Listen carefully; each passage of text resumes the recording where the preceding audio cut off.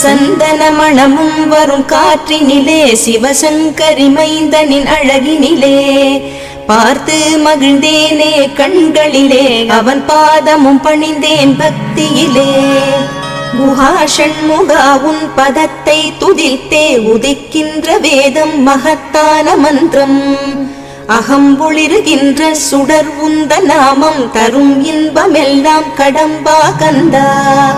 மனம் பாடுகின்ற துதிப்பாடல் எல்லாம் குறை ஒன்றும் இல்லாத உன் பாடலாகும்